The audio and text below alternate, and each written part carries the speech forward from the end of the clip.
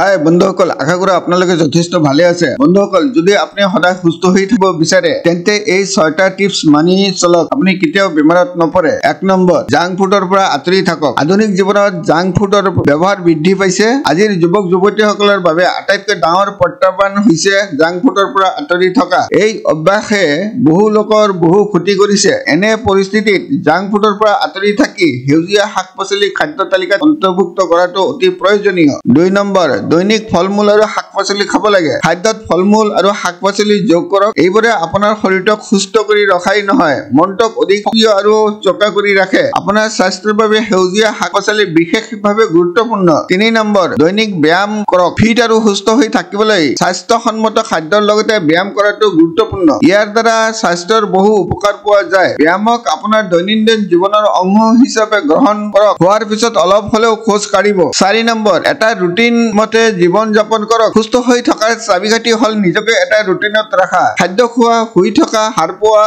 খেলা-ধূলা কৰা, ব্যায়াম কৰা আদি সকলো কাম নিৰ্দিষ্ট সময়ত কৰক। ইয়াৰ ফলত আপোনাৰ স্বাস্থ্যৰ যথেষ্ট উপকাৰ হ'ব। 5 নম্বৰ, প্ৰচুৰ পৰিমাণে পানী খাব লাগে। পানী খাবলৈ পিয়াহ অনুভৱ নোহোৱালৈকে অপেক্ষা নকৰিব। দিনটোৰ ভিতৰত কমেও 8 গিলাচ পানী খাব লাগে। ইয়াৰ উপৰিও কেতিয়াবা নেমুৰ ৰস মিহলাই পানী খাব লাগে। ইয়াৰ ফলত আপুনি হাইড্ৰেট হৈ থাকিব আৰু ওজন কমোৱাত সহায় কৰিব। সদায় মনত ৰাখিব, নিৰাময়তকৈ প্ৰতিৰোধ ভাল। আপোনাৰ দিনটো শুভ হওক। চোৱাৰ বাবে অশেষ ধন্যবাদ।